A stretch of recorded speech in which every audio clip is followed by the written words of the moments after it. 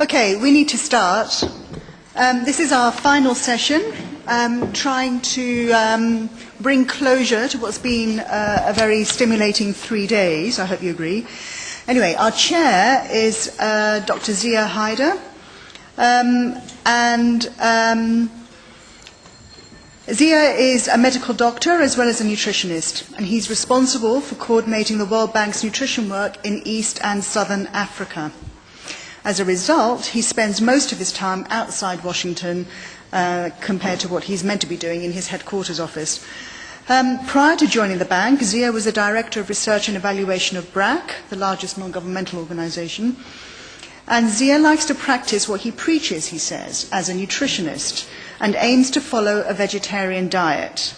Except that I think he's also testament to the limitations of knowledge and practice, because he's honest enough to admit that he's an intermittent, if not frequent, failure.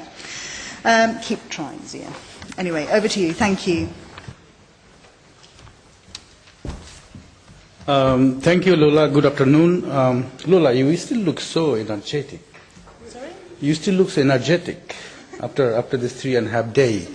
And it's not about yourself, but it's the entire room. I mean, it's not about energetic, but also it's full of experience. So before we begin this session, just a couple of things. First of all, I think we acknowledge that this is a huge undertaking by IAEA to organize this symposium on MAM. I think it's the first time at this scale. There may be some or many unmet expectations, and I think it's something we always live with, and maybe we can build on what we've been discussing in this 3.5 day symposium. Let me just remind a couple of principles that David Nabarro was talking about sun. And what Sun is trying to do, let me just remind you 4 principles. The first of all, the focus on the country leadership, ownership, and their coordination. With this, I want to acknowledge the presence of countries here. There are a number of government representatives. You are basically the leader. You are the driver. And we, the international agencies, donor agencies, NGOs, we are here, we are in your country, basically to assist you and, to do what you want us to do. So your leadership is a key. I mean, that's, I think, one very important principle. The second one is the sharply scale up of cost-effective, evidence-based nutrition interventions, both to treat and prevent malnutrition. And I think that covers a number of concerns that we have seen also in this meeting. So if we just, remember the SUN principle, I think we can remove a number of our concerns. The third one is take a multi-sectoral approach. Malnutrition is multi-sectorial. 1-2 sectors cannot do much about it. So we have to make multi-sectorial effort, and in organized countries to mandate with multi-sectoral coordination effort. And the last but not the least, scale of funding. And when I say scale of funding, it's not the responsibility of the international agencies and donors. We have to scale up domestic funding. And actually, as we move forward, we need to make sure that domestic funding takes precedence over international funding. So with these 4 principles, let me just tell you that this whole session is about recapping from session 1 to session 8. So we have Professor Ricardo Urue. He has agreed to take this incredible job. He will basically spend 15 minutes with you to tell, the reflection, what is the take-home message, what were the major issues discussed. Then we have a distinguished panel from 3 countries. Also, Afghanistan is missing here, but we have something from Afghanistan as well. And our colleague, Gret, Dr. Noel Jigri, will basically facilitate that session. So with this, I will not spend much time. I will invite Professor Ricardo to deliver his talk. Thank you. Thank you so much. We've had a long 3 days. We're trying to come to a close and reflect on what has happened over the last 3 days. I'm sure that for all of us this has been a fast-moving train, or for some a hurricane. I would like to get a sense of who the audience is. How many of you would describe as nutrition practitioners? How many of you have a focus on malnutrition? How many of you have a focus on planning and on evaluation? Okay. And how many of you are funders of nutrition-related work? Okay. So that's the reality. The reality is that we're here trying to get our thinking and our job done.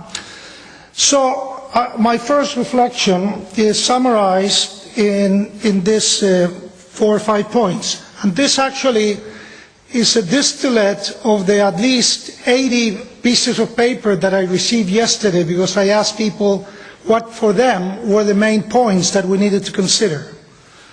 So if we're talking about doing away with moderate and acute malnutrition, then we need to think about these 5 points. This is what I propose, not as a final conclusion, but this at least is what comes to mind when I try to put 5 issues. One is we need to make governments responsible and take the leadership and be accountable. Now we have something very specific, which is the Sun movement that includes civil society. How many of you are linked to the Sun movement in your own country? Very few. Next time we meet, people here should have both hands up and say, I'm part of the Sun movement. And we heard it from David Navarro. David Navarro needs our help. But that needs to happen not knocking at his door in New York or Rome or wherever he might be. That needs to happen at the home level. So in a way, if we're going to get this done, we're going to have to translate this to national level action and also to regional level action. Now, strengthen government responsibility, leadership and accountability. So somehow we need to make sure that governments are telling us what they're doing, and if they're evaluating what they're actually saying they're doing. And that is obviously easier said than done. Governments are hard to make accountable because they're too important. They don't need to be accountable except at the time of the vote. And to my knowledge, and that's something that we need to consider that maybe the topic is so important that it should be an issue for an election.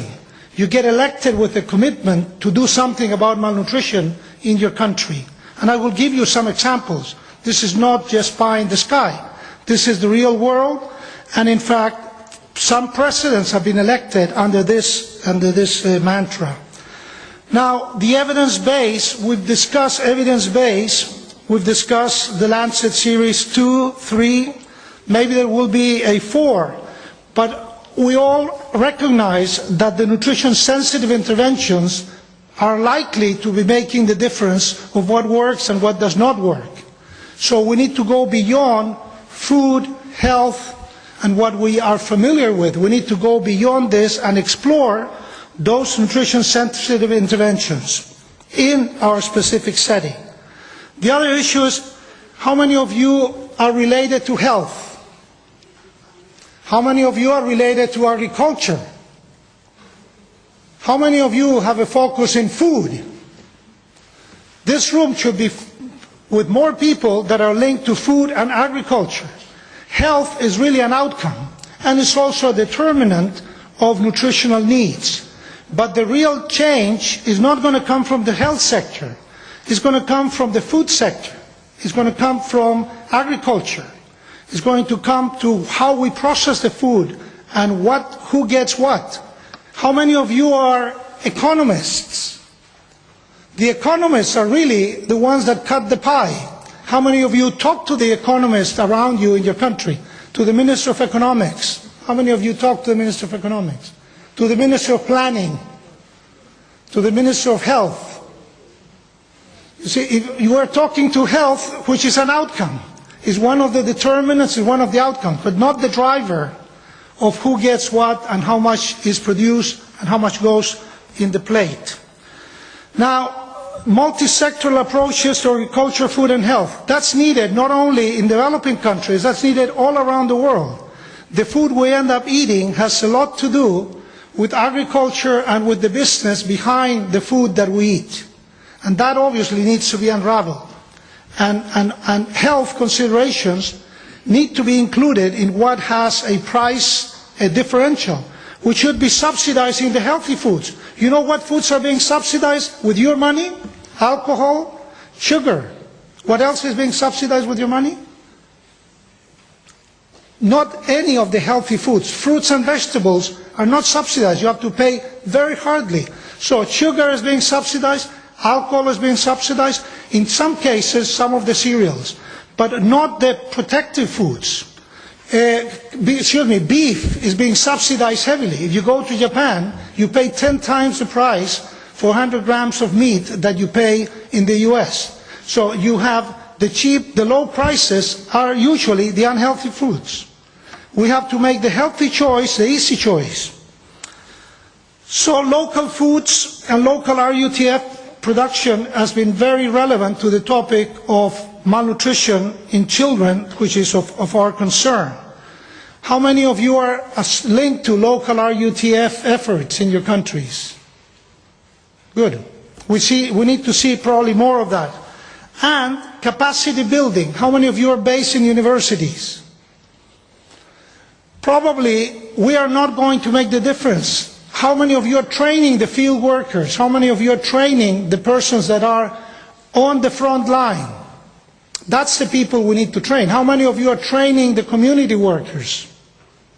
Okay, so the emphasis needs to be in the front line, and those are the people that need the knowledge. We need capacity at every level, especially if we're going to change the world. This just doesn't happen overnight. It doesn't happen because you had a dream. You have to take your dream to action. That means that you have to go to the front line to make it happen. How many of you feel that are in the front line in the action against malnutrition? You see, we need to engage with the people who are in the front line and ourselves be in the front line. So capacity building at all levels, mostly at the community level. It doesn't help to be in the university. To plan, implement and evaluate. Very few of the programs at the country level are ever evaluated. And that is an important weakness. You cannot do a good job unless you have an evaluation in place. Now, I'm going to go into something that is apparently very simple. This is just the piece of the UNICEF model. And of course, this part we all understand. Inadequate diet, disease, health are determinants of maternal and child undernutrition. But now we have to go beyond this and look at household food security, at care. Care is not just being rubbed on the back. Care means that women of reproductive age need to have their rights protected. And also, the effort needs to be on them, who are the ones that are going to be having the children, caring about the children. They cannot be care providers if they are not cared by others, by society, by the family. And I think that is obviously, every time we find what's the missing link to understand why there's malnutrition, it usually is care of mothers, care of women that make a difference. The so-called South Asian enigma. How many of you have heard of the South Asian enigma? Okay? That's a reality that continues to be in place even as we speak. But I would like to make use of my time providing some feedback from the action at the side of income poverty, lack of capital, both human and financial capital, and social, economic and political context. I cannot do that in the next 5 minutes, but I'll give you a flavor of that.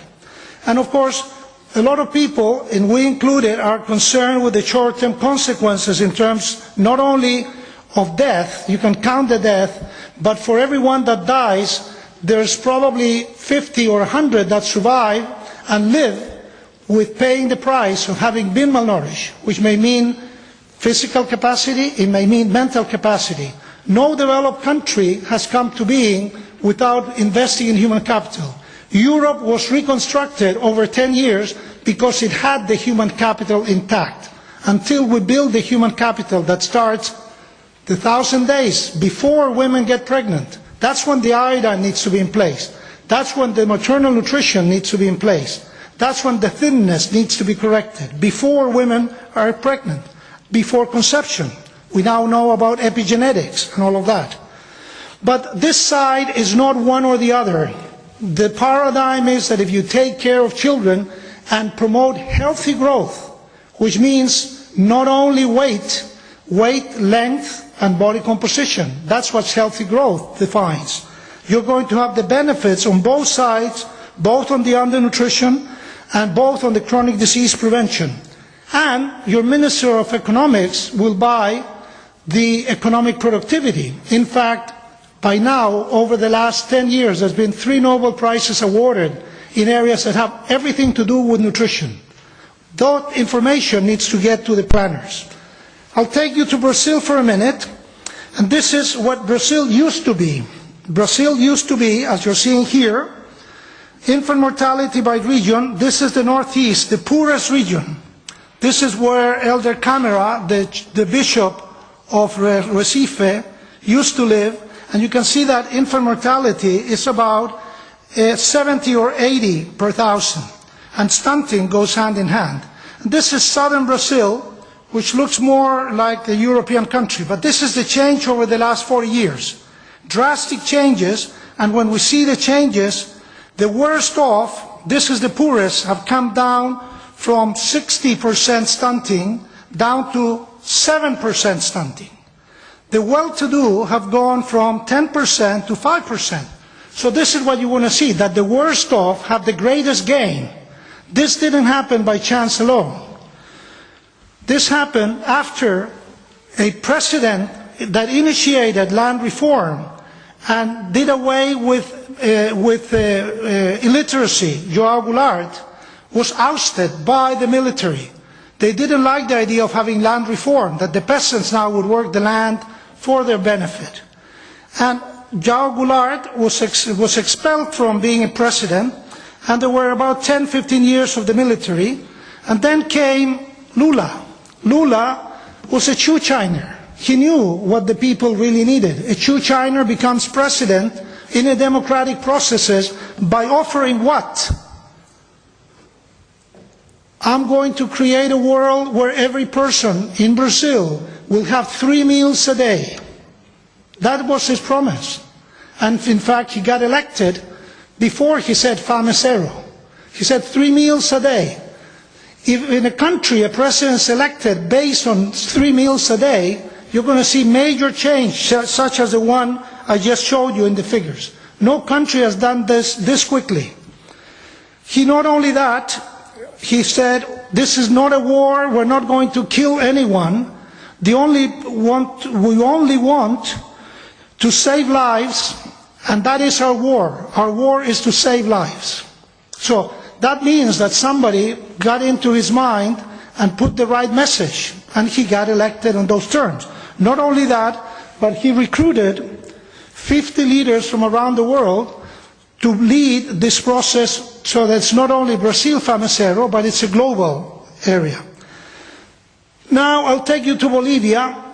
How many of you are from the UK? Some of you are paying a higher gas bill because the man who took over and was elected for the first time, an indigenous president. Bolivia has 200 years of independence. The first time, 90% of the population is of indigenous origin. The first time they have an indigenous president. The first thing he did is nationalize oil and gas. British Petroleum did not like that very much. But what he did was in fact said not only hunger zero, but he said malnutrition zero. And Anne Hill, who is here in the room, in fact has a lot to do with this, because the Minister of Health and Ana Maria Aguilar by her side were in fact instrumental in convincing Evo Morales to call for malnutrition zero in Bolivia. And the first thing he did was said every malnourished child has a right to treatment. The government will pay for the treatment of the malnourished child with state money. The second is the land will be now worked, and our goal will be providing food to supply for the children. Now, Nila Heredia was considering developing food for young infants, and part of what we did, she asked us to go to where the action was happening. And this is 4,000 meters above sea level in these valleys in the Andes. This is communities that work the land as a group. So if the husband dies, the woman is taken care of by the community. They produce the food to feed themselves, and they also market whatever is left behind, whatever is left in surplus. So they have a social system that is solidarity based. This is Juan Rivera from Mexico, and we went there to visit the health authorities, but we met also with the council of that community. And the mayor of the town, Romulo Herrera, said, "I like to invest in our own children. What if the foods that we're going to distribute are in fact produced here locally?" And in fact, that's what he set out to do. He took us around, he showed us what they had as foods, and in fact, the next thing we did was have breakfast with him, and this was breakfast, okay? Nothing that you would keep in mind, but you have fava beans, you have corn. The people that were getting ready to work had their grains being toasted to take it to their work. They ate only 2 meals a day, and the potatoes you see here are freeze-dried because of the altitude. So no need for refrigeration. That is what they have for the potatoes. The potatoes last a whole 6 months with that. And that's the breakfast we had. So the next thing we did was look at the grains they were having, because you would say cereals, that's not good enough. Toasted cereals. They toasted them and took them in a bag for their day's work. And then we counted, and half of the grains were in fact legumes, and the other half were cereal. In fact, the amino acid composition was almost perfect. The other point is the only source of sugar was this little beehive that is here, where in fact that's where they got their sweetness for their foods. The old people were toasting it, some were milling it. The one you would say you need animal protein, and that's the animal protein.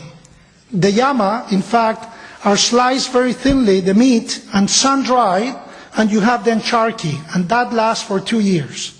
So basically, they said, why not do our own ready-to-use foods? And in fact, with the support of the World Food Programme, they developed the system and have already the Kalpa Guagua, which is food for babies in Aymara language. And 2 years later, they invited the Minister of Health to, in fact, inaugurate this factory that produced this. So basically, this is an example of how a community built up a local food, improved their agriculture, and were able to do this in order to get better nutrition for their children. So these were the same 5 points that I originated, but I hope I gave you a little bit of a glimpse of what reality might be and what is apparently impossible, but actually possible if we do the right things. My last slide doesn't have to do with me, but with a poet, a woman poet, on the day that UNICEF was created. This is what she said in the opening ceremony. Many things we need can wait. Children cannot. Now is the time their bones are being modeled, the blood is being made, the brains and minds are developing. To him or to her, we cannot say tomorrow. Her name, his name is today. I would like to leave you with this message, because this is a very powerful message that should inspire our actions.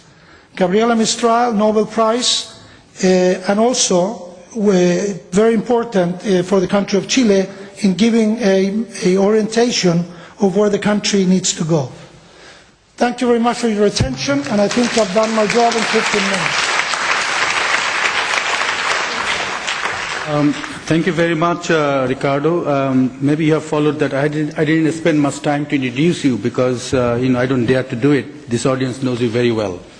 Now, let me introduce my very good friend and colleague, Dr. Noel Jagre. He is the Regional Nutrition Advisor, UNICEF, in Eastern and Southern African Regional Office. He will facilitate this sub-session with our 3 country panelists from Tanzania, from Haiti, and from Uganda. And also, we had another panelist from Afghanistan, but he had to leave because of some other personal reasons, but he has given us some notes. We'll also communicate that with you. So, Noel, it's back to you. Thank you so much, Mr. Chair, and thanks to Professor Ricardo for so nicely summarizing his perspective of these 3 days. And we can clearly see how he has put the leadership of the government at the center of our action.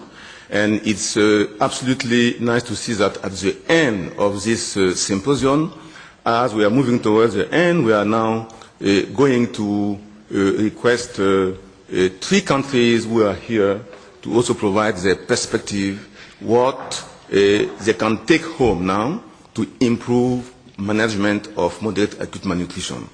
So we will be allocating 3 minutes per country.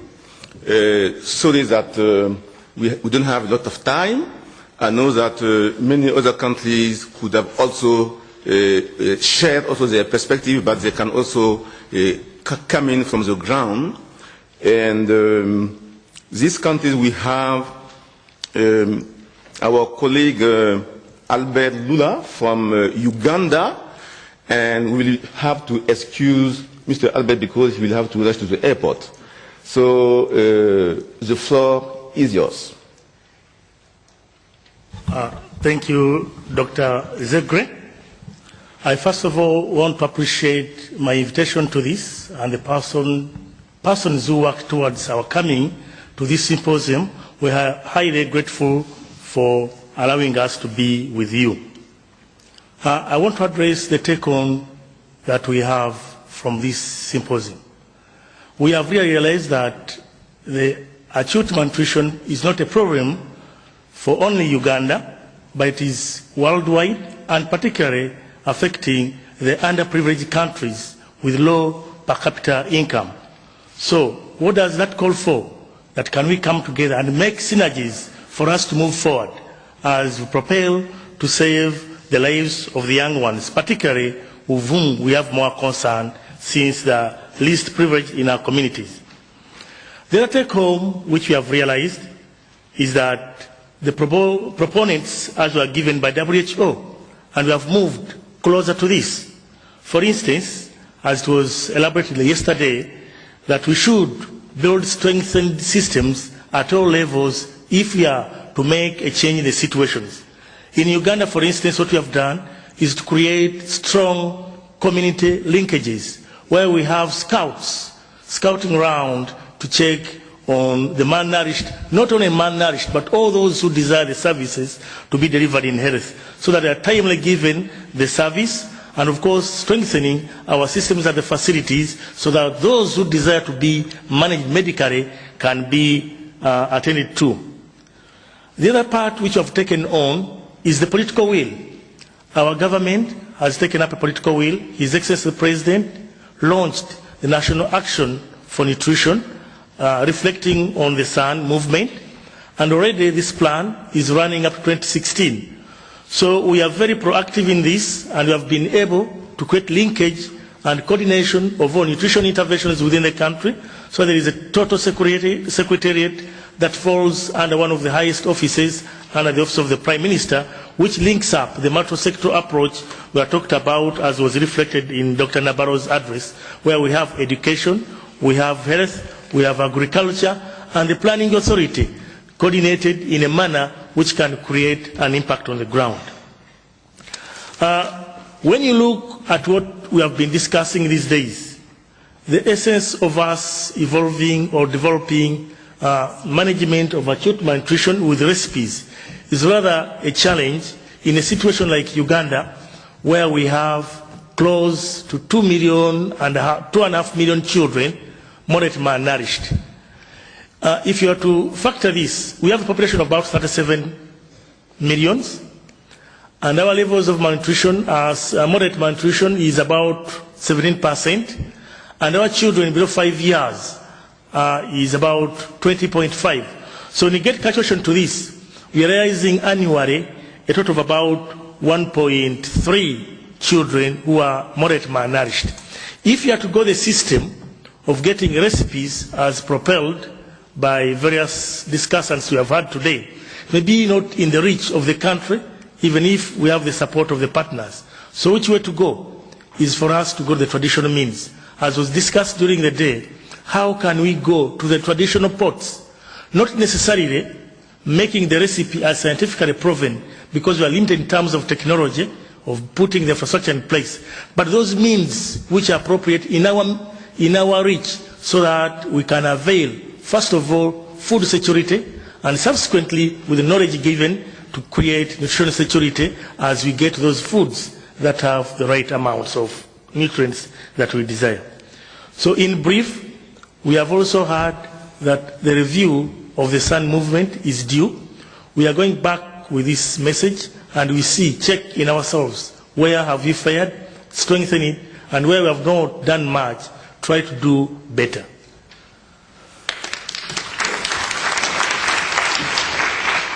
Thank you so much. This is very much in line with what Professor Ricardo has explained previously.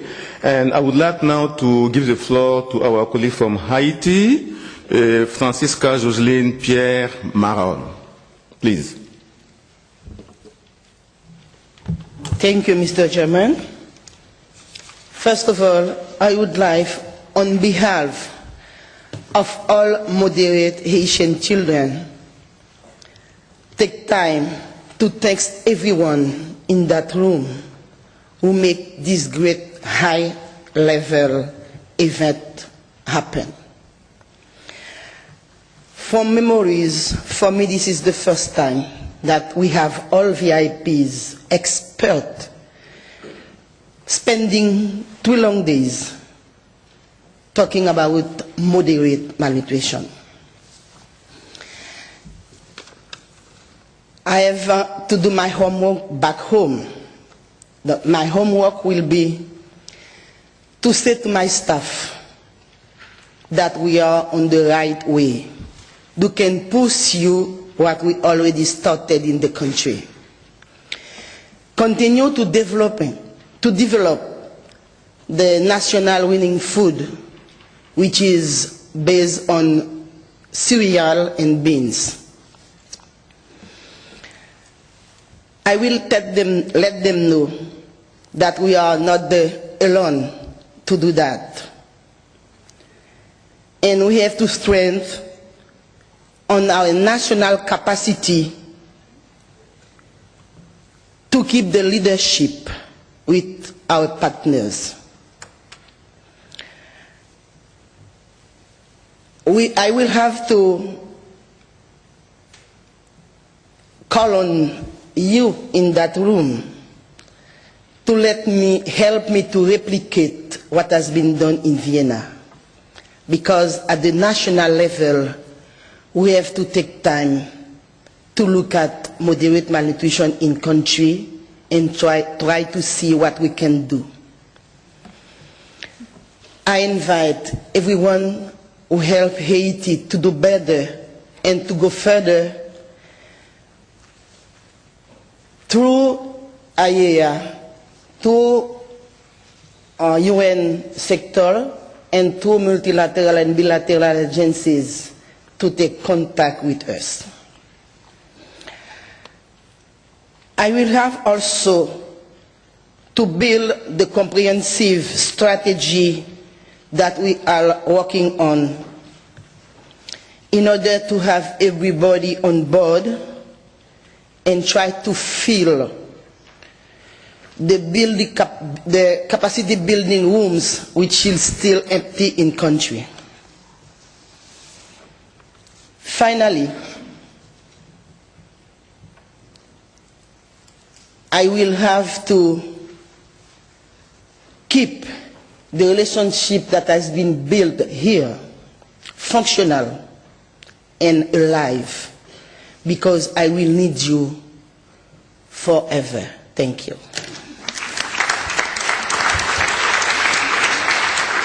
Many thanks, many thanks. So three very strong message: voice of children who are malnourished, keep in touch, and mobilize country-level capacity. I think this is a very clear message from Haiti. And now I would like to call upon our friend from Tanzania, Mr. Obe Asiri Nkia, who is working at the office of the Prime Minister, some focal point, so making the link between technical and political sphere. Thank you very much, Noel, and thank you, the organizer, for inviting me and giving me this opportunity to say a few words at the end of this conference. I'm an economist, so we always make assumptions. So I'll make a very strong assumption that in these 3 days, everybody will walk out with something. That is an assumption. But for me, I've walked out with something, that is for sure. So I'll discuss 5, at least, takeaways which I've taken with me. One, we discussed a lot on the treatment of the MAM, but I came to learn that there is sort of an emerging consensus that if we combine the prevention as well as the treatment, for those who are already affected, we have to treat them, but we need to keep the number low for preventing. So that is a very important message, and in doing that, we can even have cost-effective interventions that will reduce the health budgets, mortalities, in an integrated fashion, in a coordinated manner. For sure, many programs which are not coordinated, implemented on a pilot basis, they may be damaging in the long run. So we need to have big programs that are preventive in nature. Of course, we need to treat those. And in doing that, we have to strengthen capacities, including system capacities. That's point number one. Point number two, we need to talk nutrition as a development agenda. Take it out of the Ministry of Health. The walls of Ministry of Health have to be expanded to include agriculture, for example. How much can you prevent treatment of malnutrition? How can food help? How can good sanitation help? How can community development officers, walk around there and tell people the best practice to do before we eventually treat malnutrition? So I think we need to take it as a developmental issue, and that's to my view, that is where we should go. That's all the initiative of the SUN. Putting all stakeholders in the same platform and discuss this issue in an open and transparent manner. We have also come to understand that there is a gap in research. There are things we need to understand more. Although, what we have, we can still do a lot with what is existing. We don't have to wait to understand everything, because we will never understand everything in this planet. So we need to work with what we have. And more research is required, especially at the country level, which is really the context. We will take care of the context and the understanding of environment in the country. So the government must be in forefront to direct which research should be done to address the problem. And they should also direct the donors and all that to go towards that direction. Locally available supplementary food is increasingly becoming available. So we need to build on that by encouraging production, but taking into consideration all the food safety measures. Finally, the role of private sector in this room has been narrowed. So we need to expand the role of private sector as the leader of, as the engine of growth, so that to have a robust, inclusive growth that reduces poverty. We are told it has to do with the socio-economic status. So if many people are coming out of the poverty, can be really a cornerstone of addressing malnutrition. Thank you very much. Thank you so much, Mr. Obe, and I think that this is a very clear sign that it has been a success converting the economist to a public health professional. And I think that we need to talk much more frequently outside our community, talking to Minister of Finance, planning, media, parliamentarians, and this is how we can really build and get leadership at country level. So, last in the panel has been obliged to go, but he has been so kind to give a brief note to the chairperson, Dr. Zia, who is going to share it with us. Thank you. Thank you, Noel. Just 3 points our Afghan colleague has left to us. Afghanistan wants to enhance advocacy effects for greater and wider political commitment in favor of nutrition. So that's number 1 they want to do. They want to enhance coordination amongst the donors, partners, and also between partners and government to optimize the utilization of support. So that's the second thing they want to do. And the third thing they want to do is capacity building, and he was very much bought into the idea of focusing on pre-service training, which is not really on the agenda of the Ministry of Health, and he wants to pursue that, after going back to the country. So these 3 points from Afghanistan. Thank you, Zia. Now we have just 10 minutes to maybe take a few questions from the floor. Or maybe even Yes. other countries sharing Yeah. what they're taking back to their governments. Yes, please. So the floor is yours. Anyone who would like to come in from the floor, please. Okay, so I think that probably the 3 countries have very well summarized the general thinking, the general opinion, and it has been all about capacity, system strengthening, leadership, and community level working as well. So I think that these are, to my point of view, and from country perspective, really the key. If I'm working at the country level, my issue will be how should I do my programming? How and to what extent we can have the leadership of the program and ensure that we are getting results on the field to save life and prevent poor growth. So I think that it's excellent that our panelists have been able to come to this conclusion that reflects, I think, most of the understanding in this room. So I will now hand over to the chair for him to wrap up on this very interesting debate. Thank you.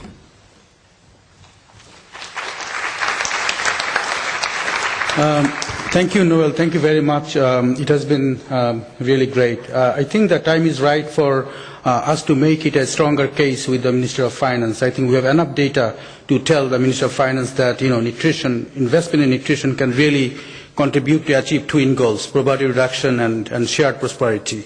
Nutrition can achieve learning outcomes. Nutrition can achieve skills outcomes. Nutrition can increase agricultural growth, national development. So I think we have to put nutrition to the center of the national development agenda, so we don't need to beg, to finance ministers, to donors. I think that's one very important area. So what I try to do is I tried to build on what Ricardo said. I took some notes. As regards to way forward, what we have learned from different sessions and what are the future directions where we need to put our focus and attention as a collective community. So let me read from some of my notes. First of all, we need to consider incidence data to describe malnutrition burden better, not just prevalence. Quality of evidence and lessons learned from interventions need to be improved.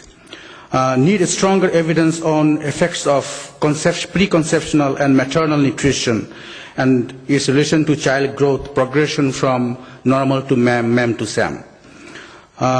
Stunting, wasting, MAM, SAM, all are critically important nutrition issues. And integrations, we need interventions to address them have to be integrated. Community empowerment is very important. Establish links with multiple sectors is the way to go. Provide integrated support to communities. Encourage community empowerment, women's empowerment and ownership. Promote multiple interventions options, including community and household level production of nutritious foods. We have to work with private sector, but we have to also work with households. We have to empower mothers and communities how to produce nutritious foods using locally available recipes. Consider body composition and other nuclear techniques in large-scale nutrition intervention impact studies. And also establishment of regional center of excellence to provide support to countries in carrying out good quality impact assessments and other studies. Capacity. I think this was heard by everyone, by countries, by scientists, and everyone. It's a very important issue. Build political commitment and support government roll out massive capacity building drives. It has to be massive. Look at Ethiopia. I mean, in the last 5 years, they trained 33,000 health extension workers. They flooded the country, and each health worker went through 1 year initial training plus refresher training. So we have some best example cases and government commitment in investing in this type of capacity building efforts. And of course focus on pre-service training, nursing, medical schools, health workers, to make sure that the basic minimum package of nutrition intervention is included in their pre-service training so that we don't take the workers away from their work for a long time and engage them in in-service training. Encourage in-country production of nutritious foods to treat MAM and SAM. Focus quality assurance is very, very important. Quality assurance can be it can go between cracks. Support local business. Use locally grown recipes. Create enabling environment for private sector, policy regulations. I was talking to our friend from Ethiopia, Helena, and she was mentioning that they have to pay tax for micronutrient. So there is a big scope for public-private partnership to see how we can create more better enabling environment for private sector to work better. Along with development of ready-to-use foods, there is a need for a livelihood approach to prevent and treat MAM. So we cannot talk about preventing MAM without talking about livelihoods, about income generation, about targeting the poor, about not to talk about social protection measures, many other interventions, and we have good examples from Latin America on that. But what I haven't seen is a careful evaluation of cost and cost effectiveness for ready-to-use therapeutic foods. In the presentation, all good sciences, technique, right. But what about cost? What about, if you want to put into public sector, what about fiscal space? Is there enough fiscal space in the country for the country to sustain that type of, product? Also, at the private sector level, what is the willingness to purchase by the targeted consumers? Because we are talking about malnourished and poor. To what extent the private sector can sustain that as a business in the country? I think we need to have more careful understanding on this aspect. Lastly, but not the least, we need to continue to invest time and resources to understand pathways to acute, chronic, and other forms of malnutrition, including role of antibiotics, leptin, into the policy and practices. I think that's very important to continue to gather science, around metabolism, progression from normal to, moderate to severe, and what happens to body composition. I think those are very important areas that we can continue to learn. I think these are my notes, but before I conclude, let me say thanks to one very special group of participants. I am sure you have observed a number of young men and women. We had students from a number of universities. Maybe they are not visible here. They are sitting downstairs looking at the screen. But let's give a big hand to them, because they are the future leaders to carry the nutrition movement forward. So with this, I will invite my very good friend Nazat, who has been, and her team has been, working day and night to make this excellent event happen. And we have two Deputy Director Generals with us to conclude this outstanding session. Thank you very much.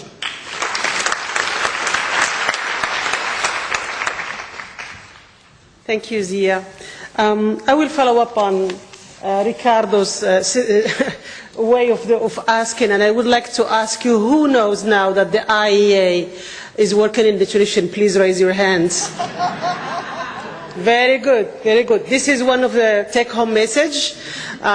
Please bear in mind that we are here for you to serve the countries and to serve member states. And by saying, I think my Deputy Director General of the Technical Department, Technical Cooperation Department, Mr. Kwaku, will deliver the closing remark. Thank you.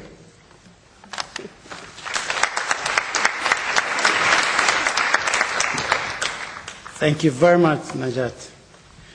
I mean, it's important that everybody now knows that the IEA works in nutrition.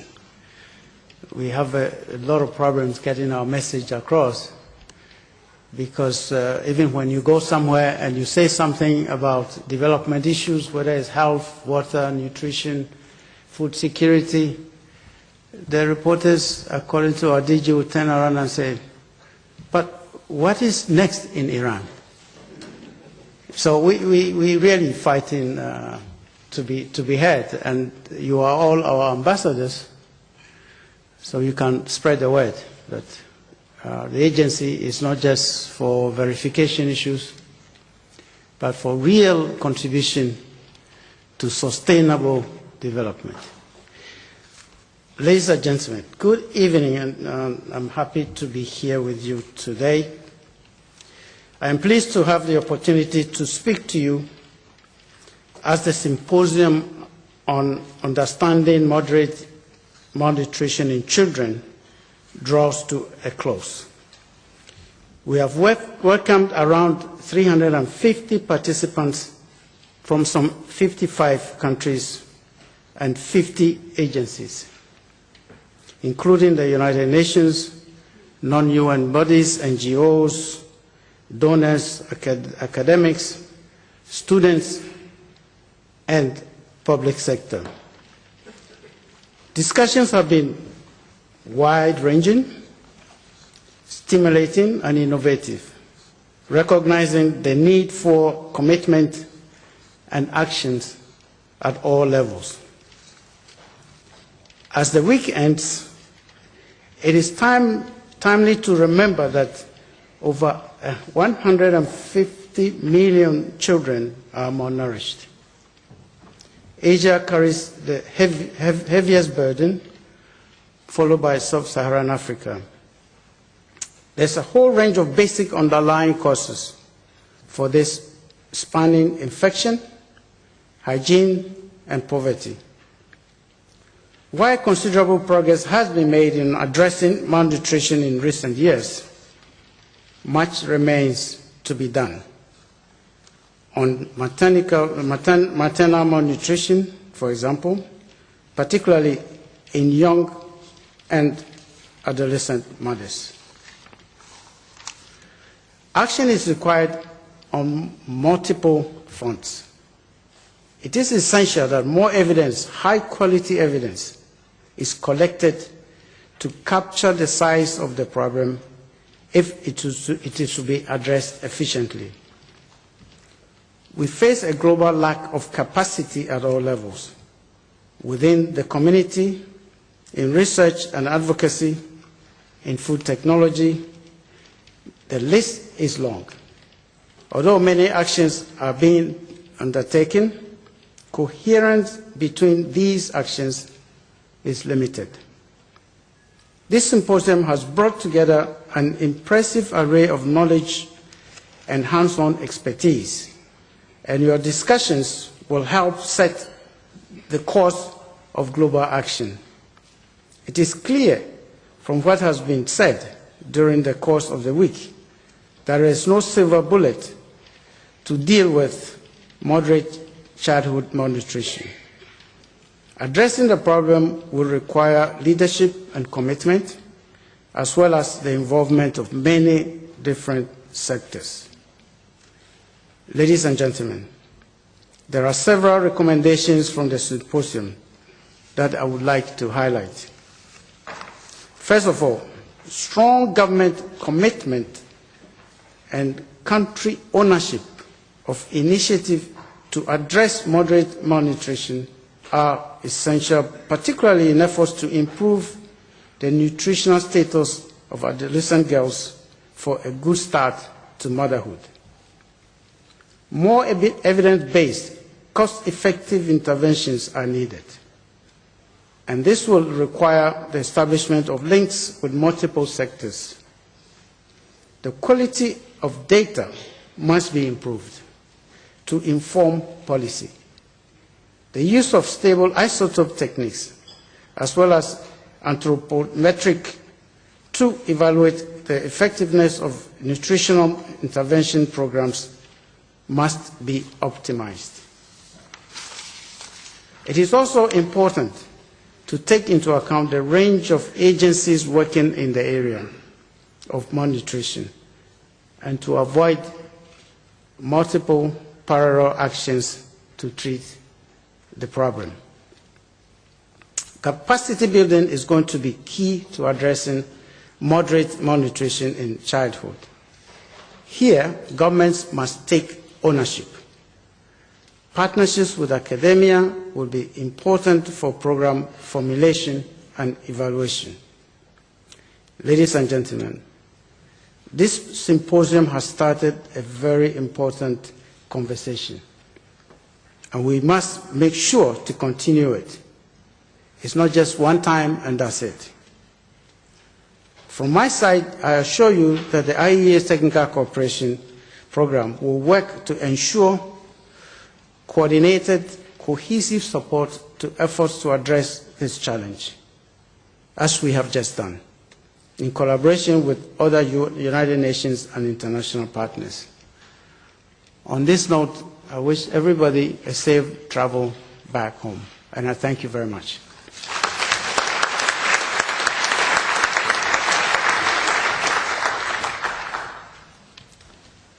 Thank you, Mr. Kwaku. And I would like to invite Mr. Riti Shem, the Director of Human Health Division at the IEA.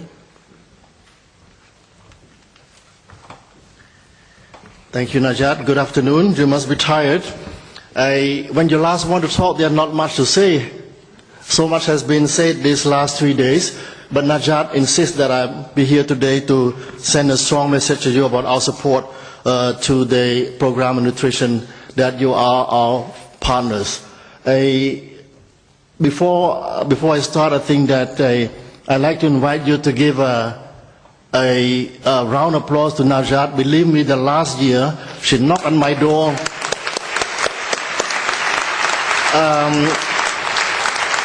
We call that harassment. Reti, nutrition is important. A week later, Reti, nutrition is important.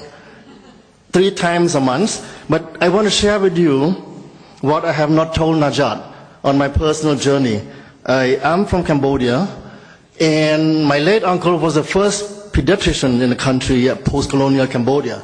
He's the one who inspired me to enter medicine, because he mentioned that it's very interesting to take care of children, and nutrition is important. So that's the first thing that but I'm more interested in using knives and computer than things. So I did 2 years of pediatric surgery. We have children from Africa also, a specialized place. Each child that comes with a disease or with a mass or with something to do, in addition to that, they have a nutrition problem. That's one.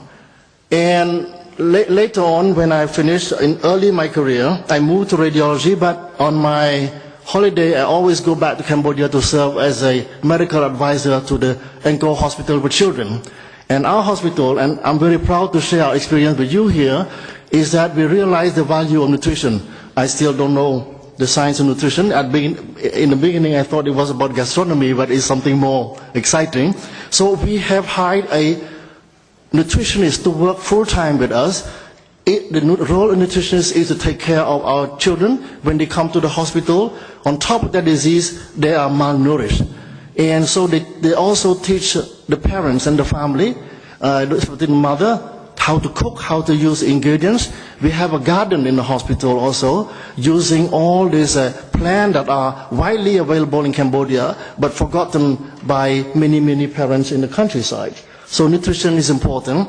And so when I came here, Najat was a consultant, and then I'm so lucky to recruit her.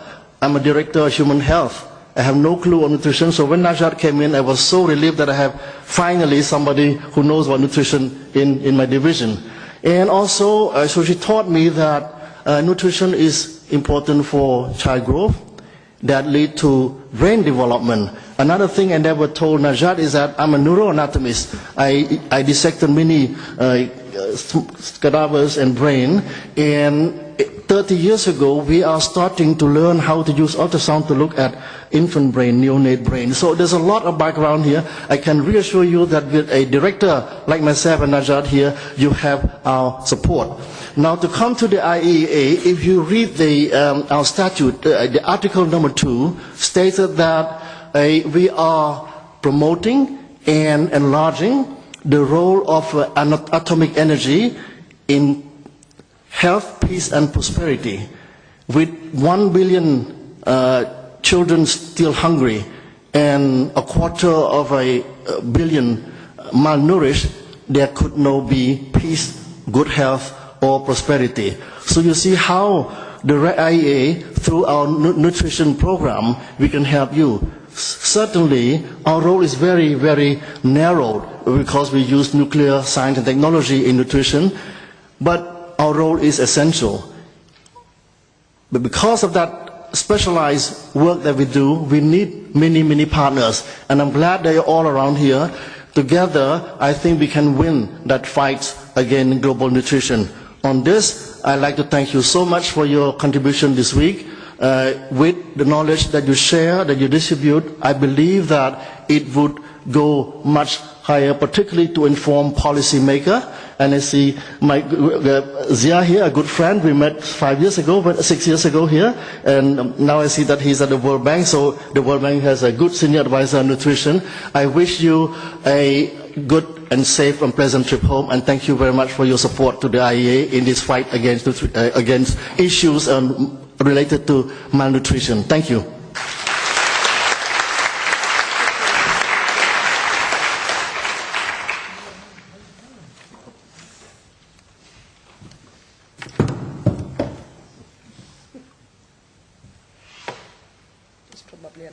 Oh, thank you. Good. Thank you, Reti. I'm so happy that the IE and its partners have facilitated this forum and facilitated also such rich discussions and interactions, and I hope all of you have learned, made good friends, new colleagues, and we have to maintain the momentum and we have to continue our role and support the countries for the benefit of children out there in the countries, and also the mothers and the adolescent girls. Having said that, I would like to emphasize that this meeting, this conference, would not have had happened without the support of our sponsors. Can we see here? Yeah. Thank you. Good.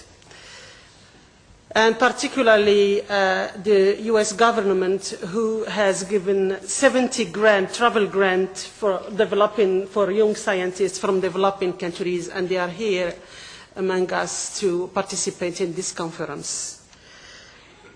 Also, Thank you to our partners for helping us in organizing this conference and making it successful.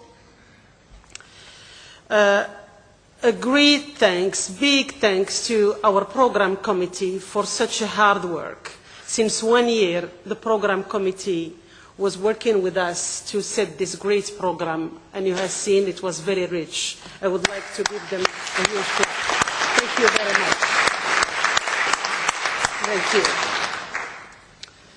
Thank you to the conference service, to the colleagues out there that they were always responsive, listening. I was calling Karen. Where is Karen? Yes, Karen. Thank you very much. I called her yesterday, I think at 10 o'clock or 9 o'clock in the evening, and she was responding, and every day, even during the weekend. Thank you very much, and thank you to the colleagues at the conference service. Thank you to the Department of Technical Cooperation, to the colleagues. Some are here, Tabisili, thank you very much. Colleagues from Asia, Latin America, they were really great. They were very supportive. Thank you very much for providing grants to, again, developing countries. Thank you to my team. Again, I want a big clap. They were really great. Thank you very much. And having said that, I really wish you, I'm grateful also to Lola. Lola, you were great. She was really wonderful. I'm really happy. I have never worked with you. I did this year, and I hope you will continue. Thank you very much. Having said that, I really appreciate meeting with you and interacting with you this week. I hope we will continue. Please don't forget us, and I wish you a safe trip back home. Thank you.